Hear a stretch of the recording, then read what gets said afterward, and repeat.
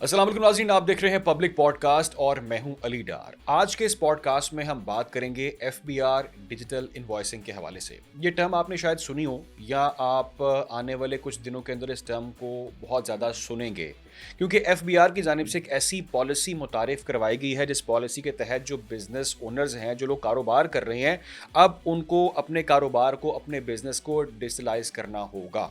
अच्छा, अब सुनने में तो बहुत अच्छा प्लान है, लेकिन इसकी इम्प्लीमेंटेशन क्या हो पाएगी? कौन-कौन से कारोबार करने वाले जो हज़रात हैं उनको ये चीज़ फ़ॉलो करनी पड़ेगी डिजिटल इनवॉइसिंग की? किस तरह से ये मुमकिन हो पाएगा? और सवाल मेजर ये भी है यहाँ पर कि क्यों आखिर इसको एफबीआर जो है वो इम्प्लीमेंट करना चाह रहा है? इसके पीछे रीज़न्स क्या हैं? और इसकी ट्रांसपेरेंसी किस हद तक जो है वो अहम है? क्या वो ट्रांसपेरेंसी इसकी मुमकिन हो पाएगी, नहीं हो पाएगी? और सबसे अहम चीज़ ये कि डिजिटल इकोनॉमी की बहुत बात चल रही है। आईएमएफ भी ज़िक्र कर रहा है कि इन तमाम तर चीज़ों को आप डिजिटलाइज़ करें, क्यों कर रहा है, उसकी हम बात करेंगे। और सबसे अहम चीज़ ये है कि जो जो बिज़नेस ओनर्स हैं, जो लोग कारोबार कर रहे हैं, वो जानना चाह रहे हैं कि क्या ये सिर्फ़ एक पॉलिसी की हद तक महदूद है या वाक़ई में अब उनको इस चीज़ को फ़ॉलो करना पड़ेगा। वो कोई भी कारोबार कर रहा है, किस भी तरह का कर रहा है, आज के इस पॉडकास्ट में हम उसको डिस्कस करेंगे। और जो गेस्ट मेरे साथ हैं, वो बहुत रेलेवेंट हैं इस टॉपिक को लेकर। राव एहसन गुलरेज़ साहब। राव साहब, बहुत-बहुत शुक्रिया आपके वक़्त के लिए। कैसे हैं आप? जी, अल्लाह का शुक्र है। आप सुनाएँ, ठीक हैं? मैं बिल्कुल खैरियत से हूँ। राव साहब जो हैं वो फाउंडर हैं, सीईओ हैं सिटी प्रोडक्ट्स प्राइवेट लिमिटेड के।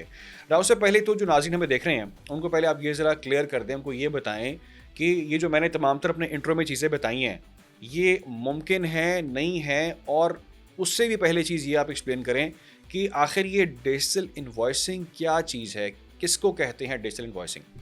बेसिकली जो डिजिटल इनवॉइसिंग है, ये एक सिंपल जो टर्म यूज़ हो रही है, ये सिंपल ट्रांसफॉर्मेशन है कि आप जो मैनुअल काम कर रहे हैं, सपोज़ अभी तो बहुत सारे बिज़नेसेस हैं जो इस टाइम अपना एक प्रॉपर सिस्टम के साथ लेके चल रहे हैं। लेकिन जो मैनुअल भी चल रहे हैं, उनके लिए ये एफबीआर की ये रिक्वायरमेंट अब आ गई है, ये मैंडेटरी कर दिया है कि आप जो भी सेल्स अभी राइट नाउ जो उन्होंने इम्प्लीमेंट किया है, जिसमें सेल्स जितनी भी आप करेंगे, वो तमाम जब भी आप सेल इनवाइस बनाएंगे वो रियल टाइम बेसिस पे एफबीआर के सिस्टम के साथ कनेक्ट होनी चाहिए थ्रू जो आपका सिस्टम है उनके। तो आपने ये डिजिटलाइजेशन का जो मेन कंसेप्ट है वो ये है कि आपने अपने सिस्टम को सिंपल वर्ड्स में कनेक्ट करना है एफबीआर के सिस्टम के साथ, और आप जो भी सेल्स इनवाइस बनाएंगे या सेल्स करेंगे वो तमाम रियल टाइम बेसिस पे एफबीआर के रिकॉर्ड में जा रही होगी। इस प्रोसेस को बेसिकली डिजिटल इनवाइसिंग कहते हैं। अच्छा, यानी कि आपके कहने का मतलब ये है कि ये जो इतने कारोबार हमारे बाहर चल रहे हैं, बड़ी-बड़ी मंडियों में बड़े-बड़े होलसेलर बैठे हुए हैं, अकबरी मंडी है, बहुत सारे कपड़े के कारोबार चल रहे हैं, बड़ी-बड़ी मार्केट्स हैं और सारा कैश में काम चल रहा है। तो क्या उन सबको अब अपने आप को डिजिटलाइज़ करना पड़ेगा? ये ज़रा वाज़ेह कर दें, कौन-कौन से लोग जो हैं, वो अब इसको फ़ॉलो करेंगे? कौन-कौन से बिज़नेस जो हैं, वो इसमें शामिल हैं इस डिजिटल इनवॉइसिंग के अंदर? देखिए, तमाम बिजनेसेस जो कि एफबीआर में रजिस्टर्ड हैं, जो कि जीएसटी जिनके पास हैं, जो रजिस्टर्ड हैं, वो तमाम तो फर्स्ट ऑफ ऑल इस ब्रैकेट में आएंगे। उन सब को अपनी सिस्टम को डिजिटलाइज करना है, दैट इज़ मैंडेटरी। और इससे अगर कोई ये कि आज ये मतलब कहते हैं कि नहीं हो पाएगा या ये हट जाएगा, तो ये एफबीआर की जो इसने ये एफबीआर जो पॉलिसी लेके आया है, ये बहुत पावरफुल सिस्टम के साथ मार्केट में आया है। तो ये हर बिजनेस ओनर की रिक्वायरमेंट है, अब है कि उसने ये करना ही करना है लाजमी। तो ये जितने भी लोग कैश में कारोबार कर रहे हैं, ऑब्वियसली ये सब लोग उस ब्रैकेट में आएंगे, क्योंकि अब जो इस टाइम हमारी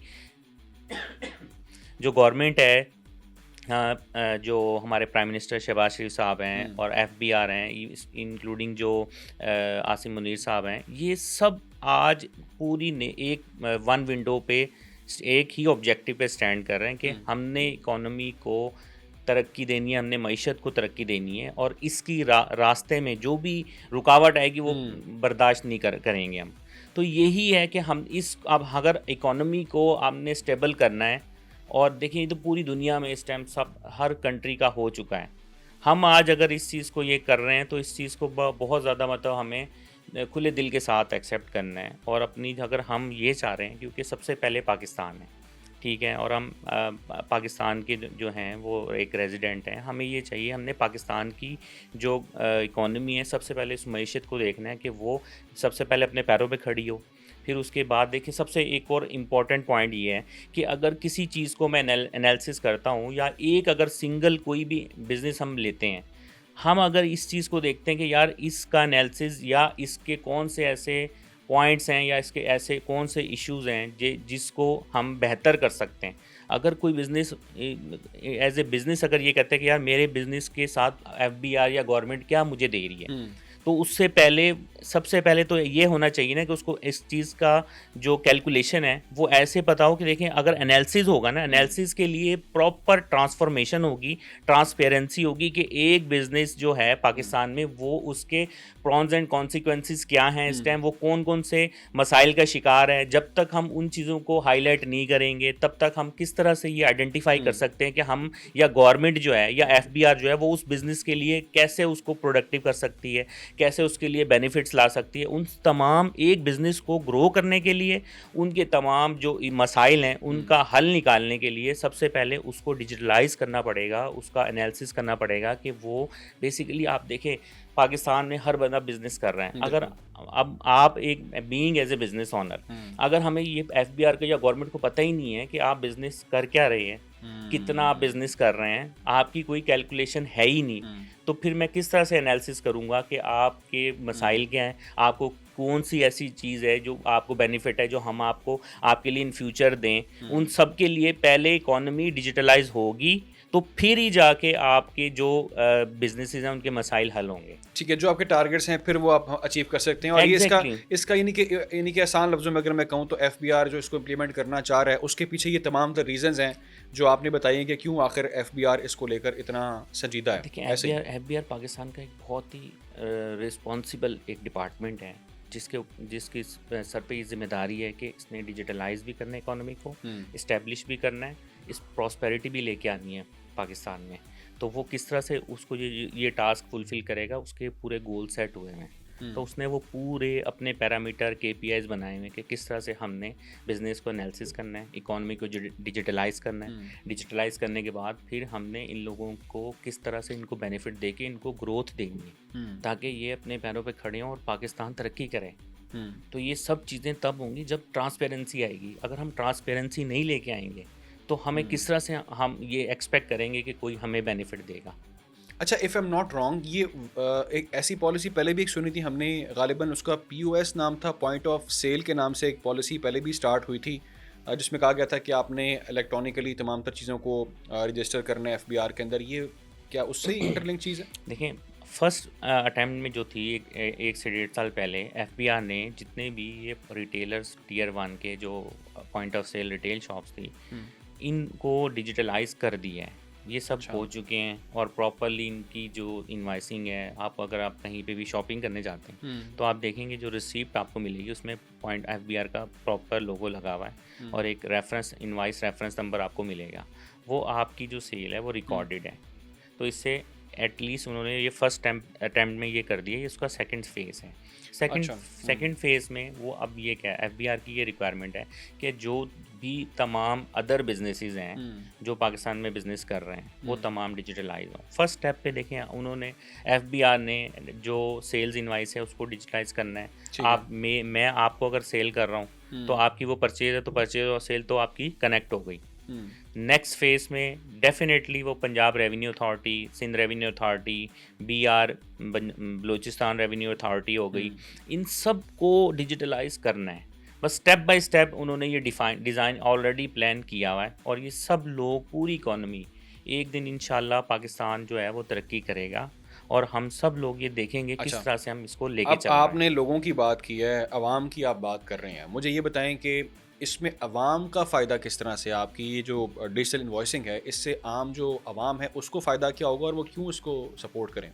देखिए सबसे पहले तो ये है कि आप अगर एक बिज़नेस कर रहे हैं आपको ये रिक्वायर्ड है कि आपने मंथ एंड पे जो भी आपने सेल्स है वो आपने सबमिट करवानी है।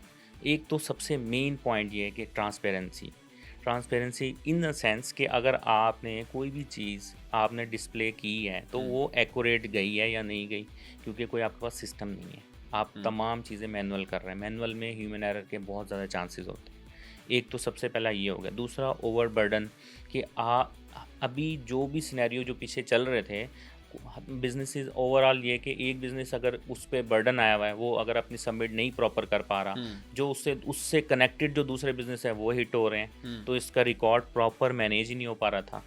तो इसके अलावा एफबीआर में जो चीज़ें आप लोगों ने एक्चुअल जो चीज़ें सबमिट होनी थी उसमें बहुत ज़्यादा गलतियाँ जा रही थी, डिलेज आ रहे थे। तो ये है कि आवाम की सब चीज़ें ऑटोमेशन पे चली गई हैं इस टाइम।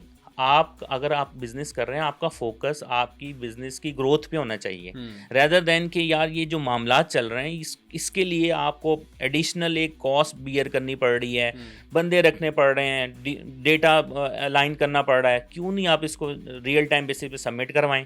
और वो जो टैक्स की कैलकुलेशन के लिए आप इतने मतलब मिस कैलकुलेशन भी हो रही हैं एफबीआर की हर आए दिन। अक्सर कहते हैं ना कि आवाम का जो टैक्स का पैसा है वो आवाम तक पहुंचना भी चाहिए, आवाम की फलाह बहबूद पे इस्तेमाल होना चाहिए, वो किसी की ज़ाती जेब में नहीं जाना चाहिए। जी, ये बात भी की जाती है, तो इससे उसको भी फ़र्क पड़ जाएगा। एग्जैक्टली जब ट्रांसपेरेंसी आएगी तो आपका टैक्स सेंट्रलाइज हो जाएगा, टैक्स ऑटोमेट हो जाएगा, तो ग्रोथ इवेंचुअली पब्लिक का इसको बेनिफिट मिलेगा और किसी डिपार्टमेंट का इसका बेनिफिट नहीं है।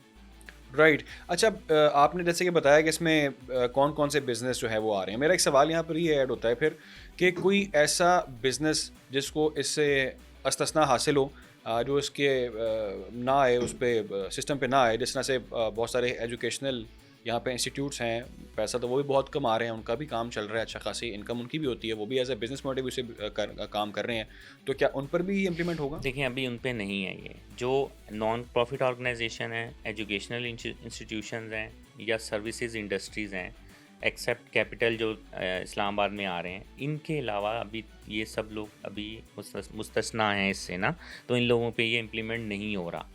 नेक्स्ट फेज़ में है होपफुली ये जो हैं ये लोग भी डिजिटलाइजेशन के इसमें प्रोसेस में पैरामीटर आएंगे। को जी प्रोसेस में आएंगे और ये नेक्स्ट फेज़ में इसको भी करेंगे। लेकिन अभी जो है जिन लोग जो भी बिजनेस एफबीआर और में रजिस्टर्ड हैं, जीएसटी में रजिस्टर्ड हैं, वो सब लोग ये कंप्लायंस पूरी करेंगे। अच्छा, मेरा फिर एक और भी क्वेश्चन यहाँ पे राव साहब, वो ये बड़ा एक बहुत सारे लोग देख रहे होंगे, हर तरह के लोग देख रहे होंगे। एग्जैक्टली बहुत सारे लोग हैं जो जिनका जो रेडीबान भी हैं, ठेके पे रेडियाँ देते हैं, शायद अनपढ़ भी हैं, बहुत पढ़े लिखे भी नहीं हैं, वो जब देखते हैं कि यार ये डिजिटल इनवॉइसिंग क्या चीज़ होती है, वो किस तरह से करेंगे इसके अंदर फॉल? देखें, एक मेस हुआ हुआ इकोनॉमी का, ठीक है, तमाम बिजनेसेस हैं वो इस टाइम हैं। आप स्टेप बाय स्टेप हर चीज़ जो है वो डिजिटलाइज हो रही है। जब ये फिल्ट्रेशन हो जाएगी, वो जो कैश के जो क्लाइंट हैं जैसे आप ये बात कर रहे हैं, इवेंचुअली फिर ये भी नहीं बच पाएंगे। इनको भी अपने सिस्टम को डिजिटलाइज करना होगा। नेक्स्ट फेज़ में ये भी इंशाल्लाह जो भी अगला जो एफबीआर की जो नेक्स्ट फेजेस आ रहे हैं उसमें ये सब लोग बेसिकली इनकॉर्पोरेट अपने आप को करेंगे, रजिस्टर्ड होंगे सेल टैक्स के साथ, और अपना जो शेयर है वो एफबीआर को वो पे करेंगे, और अपना जो पार्ट है being as a national Pakistan के जो ये रहायशी हैं, तो वो भी एक रोल है हर इंसान का, तो वो सब लोग इस चीज़ को जो है वो फॉलो करेंगे और इसको लेके आएंगे। ये नेक्स्ट फेज़ में हो जाएंगे सब लोग। हाँ, ये अगर नहीं है, अगर एक देखें एक और तरीके से, जैसे अभी आपने कहा है कि कुछ ऐसे बिजनेसेस भी हैं जिनका टर्नओवर बहुत ज़्यादा है, लेकिन वो भी उनका ना एनटीएन में उनका बना हुआ है, ना उनका जीएसटी बना हुआ है, तो ये इकोनॉमी भी इन सब लोगों को भी इसके अंदर आना पड़ेगा। ठीक है, अपने आप को रजिस्टर कराएंगे और ट्रांसपेरेंसी जो है ना वो लाजमी हो गई है। अच्छा, मैं अब इसकी ज़रा इम्प्लीमेंटेशन पे आता हूँ कि किस तरह से अब ये मॉडल चलेगा। थोड़ा सा आगे चलते हैं नेक्स्ट स्टेप में। वो ये कि इंटीग्रेशन का वर्ड इसमें यूज़ हो रहा है, मैंने पढ़ा भी ये सारे इस प्रोसेस को, इस जब खबर सामने आई उसमें इंटीग्रेशन का कहा जा रहा है, और ये भी कहा जा रहा है कि आपने इस प्रोसेस के अंदर अपने बिजनेस को आपने एफबीआर से लिंक्ड करना है, आपने लिंक करना है, आपका जो आपकी जो इनकम है, इनवॉइसेस हैं डिजिटल, वो लिंक हो जाएगी एफबीआर के साथ। किस तरह से इसकी इंटीग्रेशन होगी, कैसे प्रोसेस होगा? देखिए, सबसे पहले तो जो इंटीग्रेशन का जो आसान लफ्ज़ है वो है जोड़ना। ठीक है। ठीक है, जोड़ने का अमल, इसको इंटीग्रेशन का प्रोसेस कहते हैं, ताकि तमाम जो हमारे पब्लिक जो सुन रही है उन लोगों के लिए बहुत ज़्यादा इजी हो जाए ये वर्ड। तो इस चीज़ से इस चीज़ को कोई हाइपर नहीं होना और कोई ज़्यादा इसमें प्रेशर नहीं लेना। जोड़ने का अमल ये है कि आपने इसको ऑटोमेशन भी कहते हैं कि सब चीज़ खुद ब खुद हो रही है, आपका टाइम बच रहा है। तो इंटीग्रेशन जो प्रोसेस है एफबीआर का वो ये है कि एफबीआर ने अपना एक इंटीग्रेटर जो जोड़ने के लिए जो सपोर्ट दी है जो आवाम को, उसमें 3 वो लोग हैं जो प्राइवेट इंटीग्रेटर हैं। प्राइवेट इंटीग्रेटर का मतलब ये है कि वो प्राइवेट सर्विसेज दे रहे हैं, दे आर पेड बेसिकली। एक है पराल, जो कि एफबीआर का अपना डिपार्टमेंट है, जो कि टोटली फ्री ऑफ कॉस्ट है। तो देखें, अगर एफबीआर ये इम्प्लीमेंट करवा रहा है तो वो दूसरी तरफ से आपको बेनिफिट भी दे रहा है और सारी वो अपॉर्चुनिटीज़ आपको दे रहा है कि किस तरह से आपने डिजिटलाइज करना है, किस तरह से वो आपको सपोर्ट कर रहा है इस डिजिटलाइजेशन प्रोसेस में।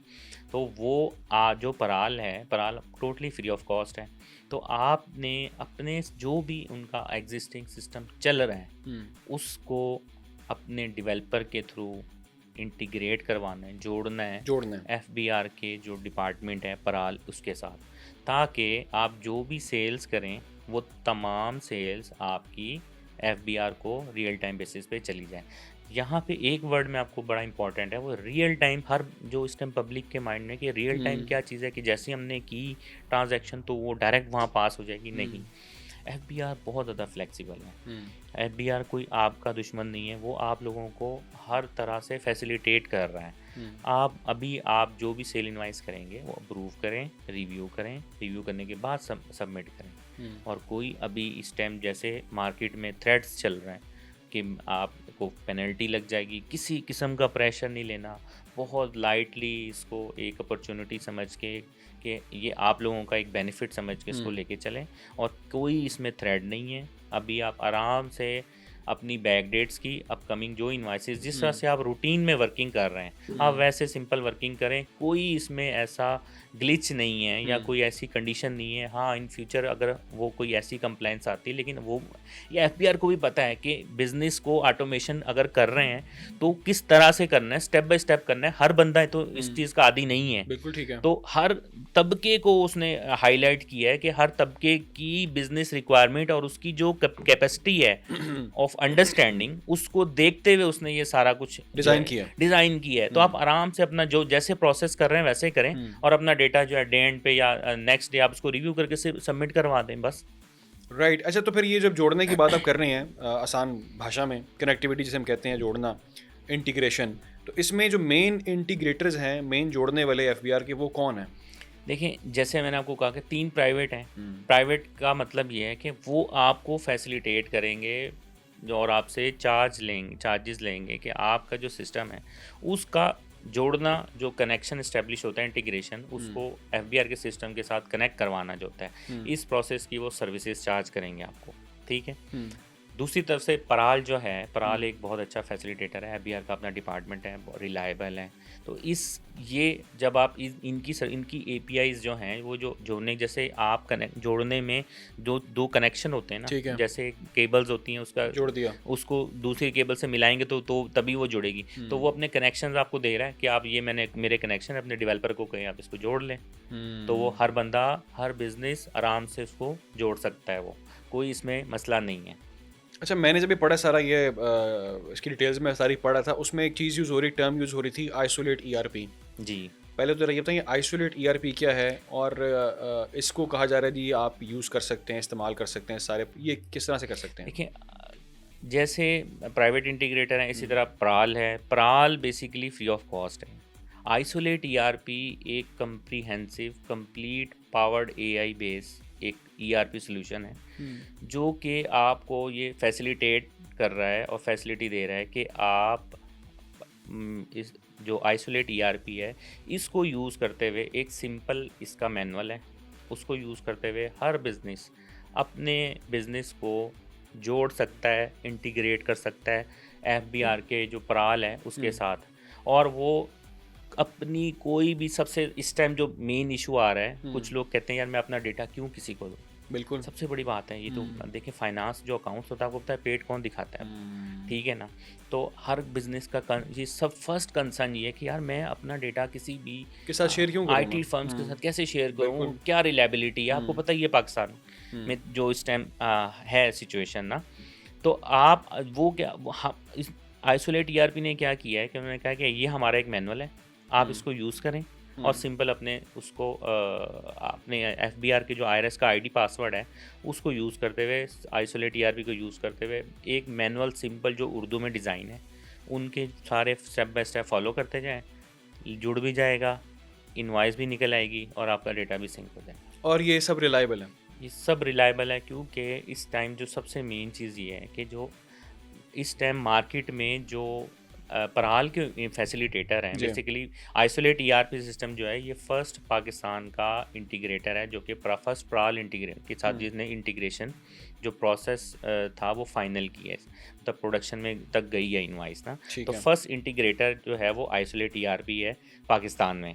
तो हम बेसिकली ये फैसिलिटेट कर रहे हैं कि आप अपने जो बिज़नेस है उसको बहुत ही रीज़नेबल प्राइस के साथ, क्योंकि आपको पता है हर इस टाइम जो हर तबका है, हर being as a Pakistani ji. हमें सब लोगों के लिए एक मतलब आसानी वाला जो मामला है ना वो हमने करना है। तो हमने हर बिजनेसेस के लिए एक बहुत अच्छी अपॉर्चुनिटी ये दी है और उन सब लोगों को हमने फैसिलिटेट ये कर रहे हैं कि आप अपने कोई भी टीम मेंबर या बिजनेस ओनर खुद से उस मैनुअल को रीड करें, बजाय इसके कि आप बहुत हैवी एक अमाउंट पे करें और एक हैसल मतलब बहुत लंबी जिसमें प्रैक्टिस है उसको आप करें और आगे ये भी पता नहीं है कि वो जो रिलायबिलिटी क्या वो है है कि क्या नहीं नहीं है, है। बिल्कुल सही। तो आप अपना जो सिस्टम है वो खुद से इंटीग्रेट करें। एफबीआर की जितनी नोटिफिकेशंस हैं, जितनी कम्युनिकेशंस हैं, जी। जितनी करस्पॉन्डेंस हैं, वो बिजनेस ओनर के साथ डायरेक्ट है।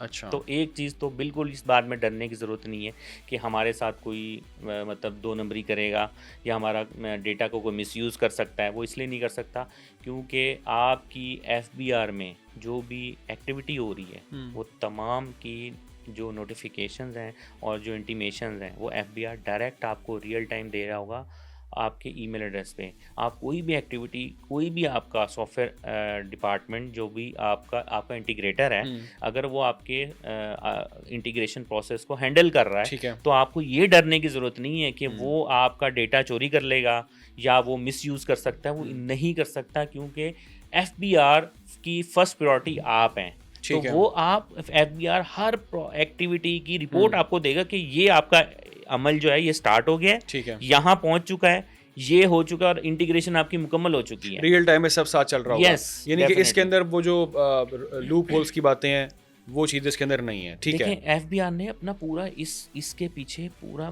थिंक टैंक बैठे हुए हैं एफबीआर में, उन्होंने अपना एक पूरा सिस्टम बनाया है पूरे मुल्क का काम करना। यस। और जिस लेवल पे एफबीआर ने अपना सिस्टम डिज़ाइन कर लिया है, बहुत वो बिलियंस लगा के बैठा हुआ है अपने उस इतने पावरफुल इकोनॉमिक्स ने चलानी है और अगले 20-25 साल को वो प्रिडिक्ट कर रहा है। तो वो अपना सिस्टम जिस लेवल पे उसने डेवलप किया है, उसने हर पैरामीटर को, हर चीज़ को, हर बिजनेस को उसने फोकस किया है। तो किसी चीज़ को डरने की जरूरत नहीं कि हमारे साथ कुछ हो जाएगा, कुछ नहीं होगा आपके साथ। आपने सिस्टम की बात की, मैं अगला सवाल यहाँ पे ऐड करता हूँ। कुछ टेक्निकल टर्म्स हैं, उनकी बात करते हैं कि टेक्निकल टर्म्स से जब आप सिस्टम की बात कर रहे हैं तो इसमें एक चीज़ मैं ये स्टडी कर रहा था कि इसमें कहा जा रहा है कि जो बिज़नेस आपने करना है उसमें आपने क्लाउड बेस्ड ऑनलाइन सिस्टम जो है वो यूज़ करना है। अच्छा, अब सवाल यहाँ पे ये होता है कि डेस्कटॉप इन्वॉइसिंग भी तो होती है, तो मैं वो क्यों नहीं कर सकता desktop invoicing? Why I should choose cloud based online system? देखिए आपने ये जो सवाल किया बहुत ज़्यादा रेलिवेंट है और माशाल्लाह से आप वर्किंग करके आए हैं आज जो भी आपने इस इंडस्ट्री बिल्कुल, मैं चीज़ें पढ़ के आया हूँ सारी इस आज। हवाले से। तो ये बहुत बहुत हॉट क्वेश्चन है इस टाइम मार्केट में, क्योंकि देखिए एक है desktop offline system, FBR basically online system है। नो डाउट कि आपकी सबसे एक जो वर्ड यूज़ हो रहा है ना वो होता है इन सब जगह पे बिजनेस के लिए, वो होता है रिलायबिलिटी। एफबीआर की जो कंप्लायंस हैं, अभी एफबीआर जो है वो कम्युनिकेट कर रहा है, इंटरेक्ट कर रहा है न्यूली विद द बिजनेसेस जो कि इंटीग्रेशन के प्रोसेस को कंप्लीट होने के करवाने के लिए। तो एफबीआर की जब आप किसी के साथ इंटरेक्ट करते हैं ना तो बहुत सारी ऐसी चीज़ें होती हैं जो आपको नज़र आती हैं कि ये भी इस चीज़ को भी इम्प्रूव करना चाहिए।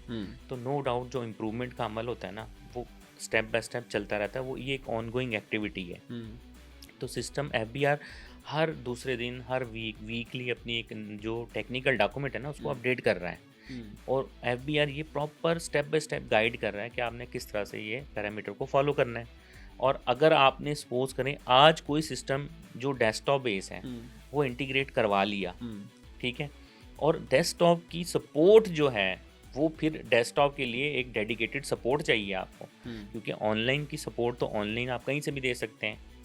ठीक है। डेस्कटॉप एक ऑफलाइन है, उसको आपने भले कनेक्ट कर लिया लेकिन उसकी जो सपोर्ट है टेक्निकल और जो उसके एफबीआर के जो रियल टाइम कंप्लायंसेस आ रही हैं, जो पैरामीटर्स आ रहे हैं, जो अपडेट्स आ रही हैं, उसको अब अगर वैलिडेट करवाना है या उसके लिए ऑनलाइन, उसके लिए आपको एक सिस्टम चाहिए। हम भी यही कह रहे हैं। मैं हाँ, अभी ये समझ लें कि हर तीसरा क्वेश्चन जो है वो मेरे से यही हो रहा है कि यार कि हम वन टाइम क्यों ना करें, हम हर मंथली क्यों इनको लेके चलें। तो उसका बहुत सिंपल सा हम भी यही कह रहे हैं कि अभी मेच्योरिटी की तरफ है चीज़ें, थोड़ा सा मेच्योर हो लेने दें, 6 महीने वेट करें। आप जब एक दफ़ा ये चीज़ें सारी स्ट्रीमलाइन हो जाएं, उसके बाद अगर आप लेके जाना चाहें तो आप ले जाएं इसको ऑफलाइन, लेकिन ड्यूरिंग द इंटीग्रेशन प्रोसेस और ड्यूरिंग द मेच्योरिटी प्रोसेस ये जो एक ड्यूरेशन चल रहा है, इस ड्यूरेशन में जो अपडेट्स आ रही हैं, एफबीआर की कंप्लायंस आ रही हैं, जो वैलिडेशंस हैं, इन सब के लिए आपको एक रिलायबल सिस्टम चाहिए। देखें आप आज दुनिया कहाँ की कहाँ चली गई है, ठीक है, सिस्टम कितने अपग्रेड हो गए हैं, आज भी हम वही ऑब्सलीट टेक्नोलॉजी को लेके चल रहे हैं। एफबीआर जिस सिस्टम को लेके चल रहा है, अगर इन फ्यूचर जो कंप्लायंस आ रही हैं उसमें ये डेस्कटॉप वो टूल्स जो कि मार्केट में ऑब्सलीट हो गए हैं, उसके उनके ओईएम ही अगर सपोर्ट नहीं दे रहा, ठीक है, एक गाड़ी अगर मार्केट में आई है और वो अब उसका मॉडल ऑब्सलीट हो गया है और उस कंपनी ने सपोर्ट बंद कर दी है, आप उसको यूज़ करके कह रहे हैं कि मैं एक जो लेटेस्ट प्लेटफॉर्म है उसके साथ जोड़ दूं और जोड़ने के बाद मैं चलता भी रहूं और वो भी रिलायबल भी रहेगा, ये पॉसिबल नहीं है। यानी कि एटलीस्ट जब तक अभी नई चीज़ सामने आई है तो थोड़ी देर आप जरा इस पे ट्रस्ट करें, इसके जरिए आप चलें जी, बाद में फिर आप जाके इसको कर भी सकते हैं। ऑब्वियसली जब तक इनके सारे कंप्लायंस पूरे नहीं हो जाते, अपडेशन जो अपकमिंग आ रही है प्रॉपर नहीं हो जाती, सिस्टम मेच्योर नहीं हो जाता, तब तक हाँ लेके चलें इसको। और कोई इतनी बड़ी कॉस्ट नहीं है। अगर आप बिजनेस को देखें, आपको एक बड़ा सिंपल सा मैं एक आंसर देता हूँ। अगर आपने अपना इन हाउस फैसिलिटीज सारी कर ली, तो इन हाउस के लिए भी आपको सर्वर चाहिए, बंदा चाहिए जो हैंडल करने के लिए। ऑनर बिजनेस ऑनर सर्वर तो हैंडल नहीं करेगा। उसकी रिलायबिलिटी क्या है? डेटाबेस की रिलायबिलिटी सबसे इंपॉर्टेंट है। आपका डेटा सबसे ज़्यादा इंपॉर्टेंट है। उसका सेव होना, उसको अगर उसके साथ कोई वो हो गया, ख़राब हो गया या वो डेटा लॉस हो गया, फिर आपकी जो रिलायबिलिटी और जो कॉस्ट का वो अब क्या करेंगे? बिल्कुल ठीक है। तो बेहतर है आप एक रिलायबल और जो लेटेस्ट प्लेटफॉर्म है आप उसी को चूज़ करें। बिल्कुल ठीक है, बिल्कुल ठीक है। इसमें एक और वैसे चीज़ भी मैं थी, वो भी चाह रहा था आपसे पूछ लूँ मैं, क्योंकि वो टेक्निकल चीज़ है, मुझे थोड़ी सी समझ नहीं आई, तो आप ज़रा उसको आसान अल्फाज में बताएं। एफबीआर डिजिटल इनवॉइसिंग के अंदर एक टर्म यूज़ हो रही है, सिनेरियोज वैलिडेशन। ये क्या चीज़ है? मुझे इसकी भी समझ नहीं आई। देखें, एक बिज़नेस है, अब वो बिज़नेस क्या कर रहा है? मैन्युफैक्चरिंग कर रहा है, ठीक है। उस बिज़नेस के जो टीम है उसको तो पता है मैन्युफैक्चरिंग के क्या क्या पैरामीटर्स हैं, सही है। हर इंडस्ट्री में, हर बिज़नेस की अपनी एक टर्म्स होती हैं। कोई ट्रेडिंग कर रहा है तो ट्रेडिंग में, और एफबीआर के अपने कंप्लायंस हैं। तो सिनेरियोज बेसिकली एफबीआर ने एक जो सिस्टम बनाया है, इसमें सिनेरियोज उसने ये डिफ़ाइन किए हैं कि जब आप जोड़ने के अमल को स्टार्ट करेंगे, इंटीग्रेशन के प्रोसेस को जब आप लेके चलेंगे, तो आपने कौन से पैरामीटर ऐसे हैं जो पहले ही फॉलो कर लें, कि अगर आपकी इनवाइसिंग में सेल्स के पैरामीटर को फॉलो करने के लिए उसमें ये आइटम्स आ रहे हैं, ये मैन्युफैक्चरिंग टर्म्स यूज़ हो रही हैं, जो भी लॉज एज पर लॉज हैं, वो तमाम जो पैरामीटर हैं जोड़ने के अमल में पहले ही एफबीआर कहता है कि आप ये सब मैंने आपको रिटर्न में दे दिए, ठीक है। आप ये एक टेस्ट है, जैसे आप अगर पायलट बनने जाते हैं तो उसका एक टेस्ट है कि भाई आप ये टेस्ट पास कर लोगे तो इट मीन्स कि आप पायलट बन गए और आप फिर आप कोई डर नहीं, आप आराम से जहाज उड़ा सकते हैं। ठीक है। एफबीआर भी ये कहते हैं कि मेरे ये पैरामीटर आप ये जो टेस्ट पास करें, ताकि मुझे पता लग जाए कि आपको जो आपका बिजनेस है उसमें जो इनवाइस के पैरामीटर हैं या जो भी आपके बिजनेस के पैरामीटर हैं, वो सारे टेस्ट आप पहले ही पास कर लें। जब आपका अकाउंटेंट, क्योंकि वो तो लेमैन है, उसको तो कुछ भी नहीं पता, उसने तो सिंपल आना है, डेटा एंट्री करनी है और सेव कर देना है। ये तो जोड़ने वाले को पता होना चाहिए ना कि एफबीआर के जो प्राल के एपीआईज हैं, जो प्रोसेस है, इसके पैरामीटर सारे अगर ठीक हैं तो डेटा बिल्कुल एंड टू एंड सही जाएगा और एक्यूरेसी भी होगी और उसमें कोई ग्लिच भी नहीं होगा। तो उन सब के लिए उसने ये पैरामीटर पहले डिफाइन कर दिए कि आप ये पास कर लें। अगर आपने पास कर लिया, इट मीन्स हमें भी ये पता लग गया है कि आपको सारा पता है कि किस तरह से इनवाइस पास करनी है, ठीक है। और आप ये पास कर लेंगे तो कल को जब आपका अकाउंटेंट कोई भी इनवाइस पास करेगा तो वो आंख बंद करके करे, क्योंकि कोई भी ऐसा मसला हो नहीं सकता, क्योंकि वो सारे टेस्ट पास करके आए हैं।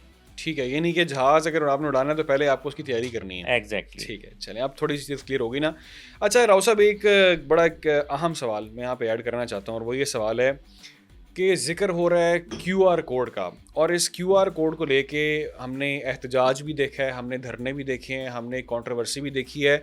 इस क्यूआर कोड की वजह से जो बिज़नेस कम्युनिटी है उसके अंदर इतने तहफ़्फ़ुज़ात क्यों हैं? देखिए, सबसे पहली बात तो ये भी एक इस टाइम हॉट इशू है, जो जो आपने अभी ये क्वेश्चन किया है। इस टाइम सबसे ज़्यादा अगर देखा जाए तो इस टाइम धरने हो रहे हैं, एफआईआर्स कट रही हैं, और मतलब हर बिजनेसेस ये चीख रहा है कि भाई ये क्यूआर कोड क्यों लगाया है। ठीक है, देखिए, अगर कोई बंदा ये कहता है कि यार मैं आपके बिज़नेस को सिक्योर करना चाहता हूँ, ठीक है, और एक रूल के, देखिए ये हमारे दीन में भी है कि जो भी काम करना है लिखत पढ़त कर लो। ठीक है, क्यूआर कोड बड़ा सिंपल, ये एक 2 फैक्टर ऑथेंटिकेशन है, जो कि एक बिज़नेस का, जब मैं आपकी किसी चीज़ को यूज़ करना चाहूँगा, मैं आपसे इजाज़त लूँगा। ठीक है, आप मुझे इजाज़त दे रहे हैं, आपने अपनी मर्ज़ी से इजाज़त दी है, तो इट मीन्स कि अब मुझे इख्तियार है कि मैं आपकी चीज़ों का सही इस्तेमाल आपकी इजाज़त से कर सकता हूँ। ठीक है।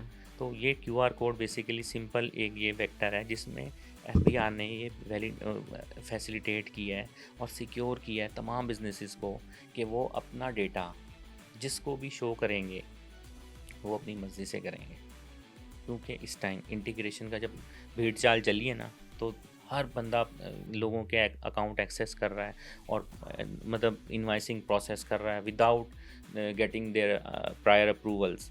तो उसके लिए एफबीआई ने कहा कि आप जो भी करें आप बिज़नेस ओनर की परमिशन के साथ तो इसमें करें। एतराज़ क्या है फिर? एतराज़ सिर्फ यही, एतराज़ की जो ऑब्जेक्शन है ना वो ये है, वो सिंपल, वो ये कहते हैं जो टैक्स कंसल्टेंट हैं, जैसे मेरा बिज़नेस है और मेरे जो टैक्स कंसल्टेंट हैं उनके पास आप मेरे अलावा 500 और क्लाइंट हैं। अब वो हर क्लाइंट की वर्किंग के लिए पहले मेरे से कहेंगे, अप्रूवल लेंगे, तो उनका एक बहुत बड़ा जो एरिया है, मतलब टाइम जो है बेसिकली वो कंज्यूम होगा, और एक उनको मतलब ये बहुत बड़ी एक हैसल मिलेगी कि यार मुझे क्यों इतना ज़्यादा मैं टाइम वेस्ट करूं, और मैं अपने हर चीज़ के लिए मैं अपने क्लाइंट से क्यों अप्रूवल लूँ। लेकिन ये बहुत सिंपल हुआ है, और ये देखें एफबीआर ने ये बिल्कुल भी नहीं हटाना, और ये बहुत इंपॉर्टेंट पैरामीटर है। इस पे ये आज एक और भी मैं चलें, एक और एंगल से देखते हैं। अगर आपने अपनी इजाज़त से दिया है तो टैक्स कंसल्टेंट भी तो सिक्योर हो गया। अगर कोई भी बात ऐसी हो जाती है तो एफबीआर के रिकॉर्ड में यह है कि ऑथेंटिकेशन आपकी तरफ से मिली है। ठीक है ना, तो दोनों सिक्योर हैं। एफबीआर ये चाहता है सब लोग काम करें लेकिन सिक्योर वे में, तो उसके लिए ये कोड है। इसपे लेकिन मेरी रौसत थोड़ी सी ज़रा जो नाक़िस अकल है उसमें ये बात जो आपने अभी तक एक्सप्लेन किया, बताइए, समझाइए। क्यूआर कोड होता है जिससे आप परमिशन अगले से लेते हैं और फिर वो चीज़ आप देख सकते हैं, यूज़ कर सकते हैं। मिसाल के तौर पे मोबाइल के अंदर फंक्शन होता है, आपने किसी का क्यूआर कोड स्कैन किया तो फिर आपने उसके इंटरनेट तक एक्सेस हासिल कर ली, या आपने उसकी ऐप तक आप चले गए उसके क्यूआर कोड के ज़रिए जी। तो ये चीज़ तो जैसा कि आप बता रहे हैं, फिर तो ये बिज़नेस ओनर के फ़ायदे की चीज़ है। अगर वो आप 2 वे ऑथेंटिफिकेशन उसकी हो रही है, उसके बाद वो चीज़ उस तक पहुँच रहा है। देखें, एक और ऑटोमेशन का स्टेप है इस पे, जो कि एफबीआई ने, हमने भी जितनी भी बात की है पहले, टैक्स आसान एप्लीकेशन है, वो एफबीआई ने आपके प्ले स्टोर या मोबाइल दूसरे जो एप्पल स्टोर है उस पर दे दी है। आप सिंपल वहाँ से डाउनलोड करें, डाउनलोड करके और अपने पास टैक्स आसान एप्लीकेशन को रजिस्टर करें और क्यूआर कोड स्कैन करें। ठीक है, इससे एक बेनिफिट तो ये हुआ कि आप आदी हो जाएंगे कि यार मेरे टैक्स के जो उसमें चीज़ें हैं, जो भी मेरी रिपोर्ट्स वगैरह हैं वो क्या हैं, लायबिलिटीज़ क्या हैं, मेरे जो एफबीआर के साथ मामला चल रहे हैं वो कैसे चल रहे हैं। ठीक है, तो आप आजकल का इतना बिजी शेड्यूल है, किसके पास टाइम है, वो कहता है ठीक है जो मेरे टैक्स कंसल्टेंट ने कर दिया वो कर दिया जनाब। कर दिया। अब बिजनेस ओनर के पास कहते हैं आप एटलीस्ट आप देखो तो सही कि चल क्या रहा है, तो वो उन्होंने दे दिया कि आप ये करें। और दूसरा देखिए, आप एक ऑनर है, मैं बैठा हूँ, आपने जो टैक्स कंसल्टेंट रोज़ रोज़ तो उसने वो नहीं करना, उसने जब भी प्रोसेस करना है उसने कहना जी मैं आपका अकाउंट एक्सेस करने जा रहा हूँ, आप अपने चेक उस पर क्यूआर कोड आएगा वो दे दीजिएगा, वो हो जाएगा। ठीक है, स्कैन करेंगे वो प्रोसेस इजीली हो जाएगा। तो ये भी एक समझ लें कि एडिक्शन वो ऐसा ऐसा बिजनेस ओनर को दे रहे हैं कि आप अपने बिजनेस को चेक करें, मॉनिटर करें, रिपोर्ट्स चेक करें, अपने टैक्स आसान एप्लीकेशन डाउनलोड करें और देखें कि क्या लेना देना आपका चल रहा है।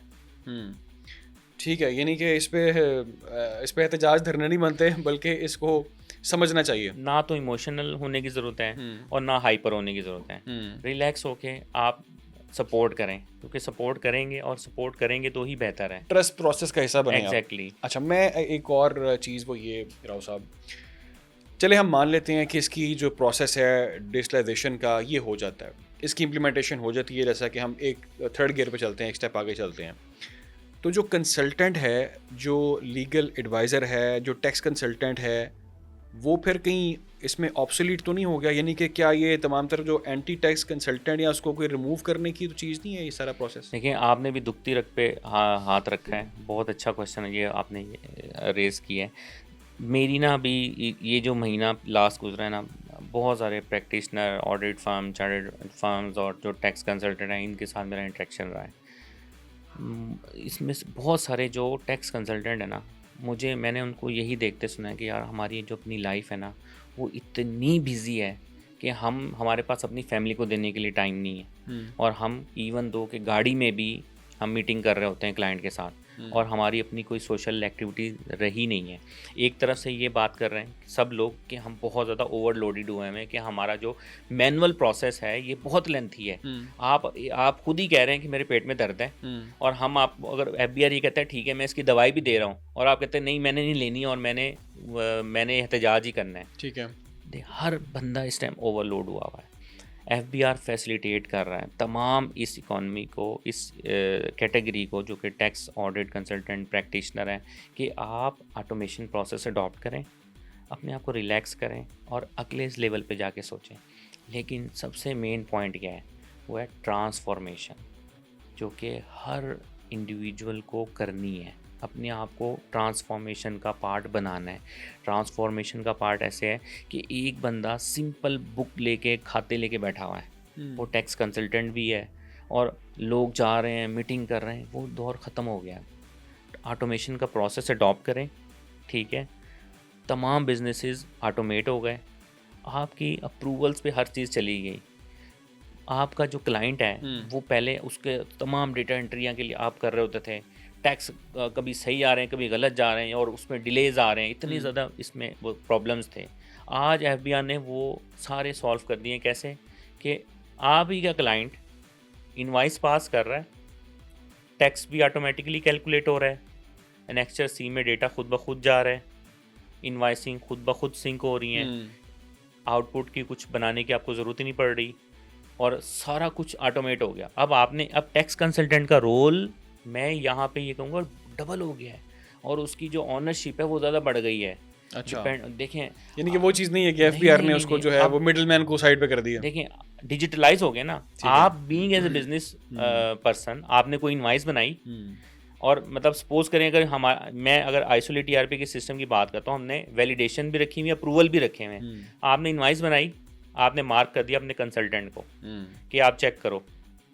आपका जो कंसल्टेंट है पहले वो बनाता था, अब वो सिर्फ रिव्यू कर रहा है, टाइम बचा, ठीक है, टाइम आप अपनी फैमिलीज को दें, कितनी जिंदगी रह गई है। यानी कि आसान लफ्जों में ये बात है कि भाई आप अपना काम आसान कर लें, आसान कर रहे हैं, आसान अल्फाज में उनका काम भी आसान हो रहा है। अब देखें, जहां वो 500 क्लाइंट हैंडल कर रहे थे, अब वो उनका रेवेन्यू डबल हो सकता है। वही उनका जो टाइम है, अगर वो यूटिलाइज करें तो वो अपना क्लाइंट 1000 कर लें, ठीक है। और टैक्स जो लीगल एडवाइस, स्ट्रेटेजिक प्लान जो हैं, उस लेवल पे वो चले जाए। अपने आप को ट्रांसफॉर्मेशन का मतलब ये है कि आप सिस्टम बेस्ड ऑडिट करें, सिस्टम बेस्ड तमाम चीज़ें कंप्लायंस फॉलो करें, और आप एजुकेट करें अपने क्लाइंट को और उसके चार्जेस लें।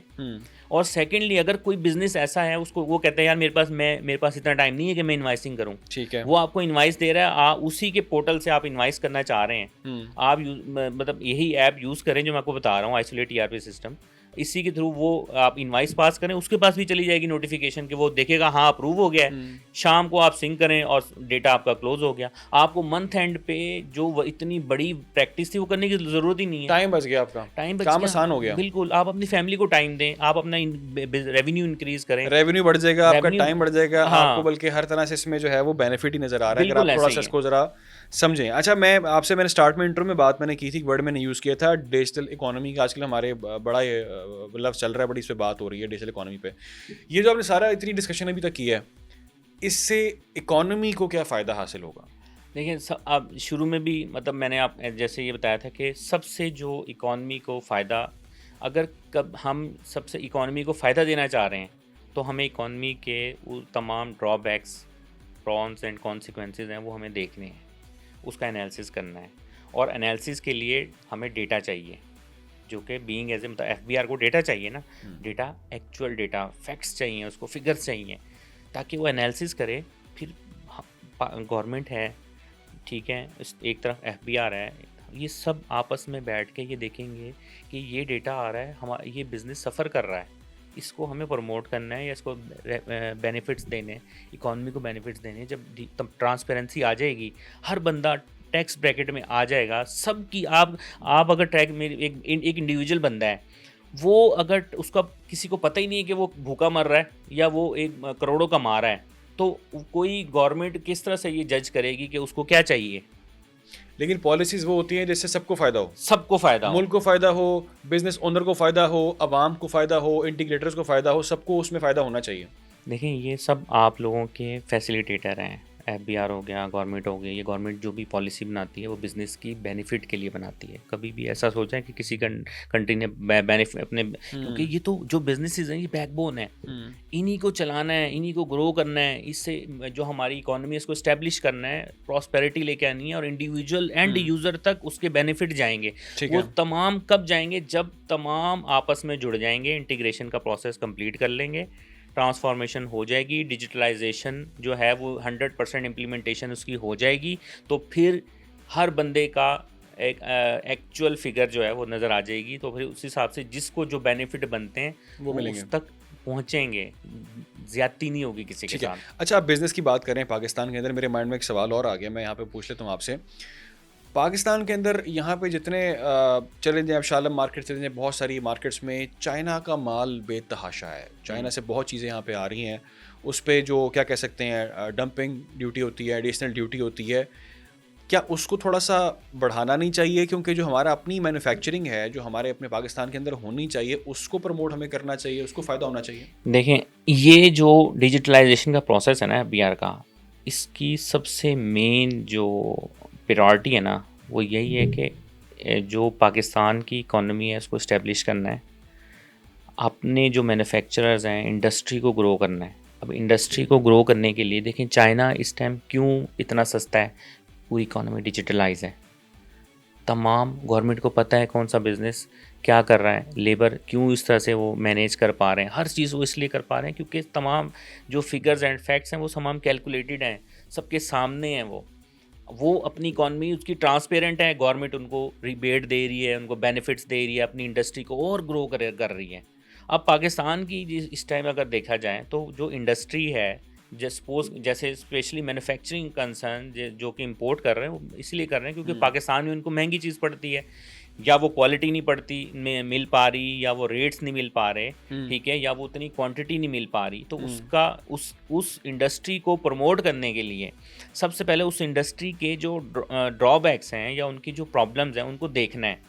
उसको देखने के लिए आपको उस इंडस्ट्री को सबसे पहले डिजिटलाइज करना है कि यार उसके फैक्ट्स एंड फिगर तो सामने हैं कि ये इंडस्ट्री क्यों जो है सफ़र कर रही है और किस वजह से जो है ये मतलब हम इसको प्रमोट नहीं कर पा रहे, या कौन से ऐसी सब्सिडीज़ हैं या जो ऐसे बेनिफिट्स हैं या रिबेट्स हैं या पॉलिसीज़ हैं जो कि हम इनको नहीं दे पा रहे, इनको ज़रूरत है। वो तभी होंगी जब ये अपने आप को टैक्स ब्रैकेट में लाएंगे, प्रॉपर अपने आप को सिस्टम को डिजिटलाइज करेंगे, अपनी तमाम चीज़ें जब आप डॉक्टर के पास जाएंगे अपनी हर चीज़ सामने रखेंगे। अगर आपको कोई भी प्रॉब्लम आप छुपाएंगे डॉक्टर से, जब आप रिपोर्ट कराएंगे तब तो निकलनी है। अगर आप झूठ बोलेंगे तो ज़ाहिर सी बात है वो डॉक्टर प्रिस्क्राइब नहीं कर पाएगा, अगर करेगा तो गलत करेगा। तो इसीलिए यही है कि ये जब इस चीज़ को अगर आप इस्टेब्लिश करना चाह रहे हैं, इकॉनमी डिजिटलाइज करें, मैन्युफैक्चरर्स जितने भी हैं प्रॉपर कंप्लायंस फॉलो करें, और जब ये कंप्लायंस फॉलो हो जाएंगे तो फिर ये एक दिन इंशाल्लाह ये जो हमारी मैन्युफैक्चरिंग इंडस्ट्रीज़ है ये उस लेवल पे आ जाएगी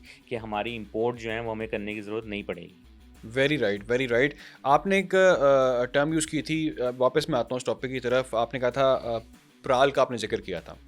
एक और क्वेश्चन यहाँ पे वो ये सामने आता है फिर कि मैं प्राल यूज़ क्यों करूँ, प्राल इंटीग्रेटर की क्या ज़रूरत है, मैं बाकी क्यों ना यूज़ करूँ?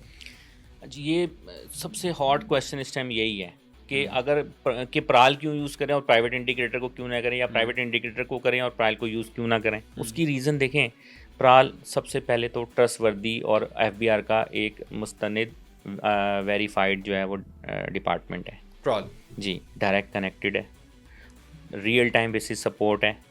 जो कंप्लाइंस आ रही हैं सबसे पहले प्राल के पास आ रही हैं। और सबसे जो अगर हम देखा जाए पब्लिक बेनिफिट क्या है इसमें, पब्लिक बेनिफिट ये है कि जो प्राइवेट इंटीग्रेटर है वो बहुत एक्सपेंसिव है और बिजनेस की इस टाइम इतनी नहीं है हिम्मत, इस्तात नहीं है कि वो इतनी अमाउंट्स पे करे इस डिजिटलाइजेशन में, जबकि वो कह रहा है कि मैं तो भूखा मर रहा हूँ। तो उसके लिए एफबीआर ने ये एक बहुत अच्छा ये स्टेप लिया है कि आप उसने ये एफबीआर ये कह रहा है कि ये प्राल फ्री ऑफ कॉस्ट है, रिलायबल है, ऑथेंटिक है और ब्लैकमेलिंग नहीं है आपकी। अगर आप सपोज करें प्राल के मल्टीपल जो है वो इंटीग्रेटर हैं, फ्री ऑफ कॉस्ट है ना, कोई भी इंटीग्रेटर जैसे आइसोलेट ईआरपी है या कोई और डेस्कटॉप बेस है या और कोई क्लाउड बेस है, अगर कोई आप किसी के साथ कनेक्ट हो गए, कनेक्ट होने के बाद कल को आप कहते हैं यार हमें तो सर्विस अच्छी नहीं मिल रही या आप सेटिस्फाइड नहीं हैं, तो आप उससे एक प्राल को ईमेल करें और उससे कि मुझे इससे डीलिंग कर दें, मैं am not satisfied with this service provider. वो आपको डीलिंग कर देगा, आप किसी और के साथ जुड़ जाएं। तो इसके लिए आप एक तो ब्लैकमेल नहीं हो रहे, सर्विसेज आपको इकोनॉमिक सर्विस जो इकोनॉमिकल सर्विसेज हैं वो आपको मिल रही हैं, एक ह्यूज कॉस्ट जोड़ने की जो इंटीग्रेशन की है वो आपको पे नहीं करनी पड़ रही। तो ये सारे प्रोसेस अगर आपको इतने ज़्यादा बेनिफिट्स मिल रहे हैं तो इसके लिए मेरा भी पर्सनल ओपिनियन ये है कि आप प्राल को जो है वो करें, और जो इसके इंटीग्रेटर है ना एटलीस्ट आप ये वेरीफाई कर लें जो इंटीग्रेटर है वो पाकिस्तान सॉफ्टवेयर एक्सपोर्ट बोर्ड से रजिस्टर्ड है या नहीं है। उसका रजिस्टर्ड होना इसलिए ज़रूरी है क्योंकि एक इंडिविजुअल जो काम कर रहा है आपके बैकबोन है फाइनेंशियल, उसको अगर कोई छेड़ रहा है तो एटलीस्ट वो पाकिस्तान में कहीं से तो रजिस्टर्ड होना चाहिए ना।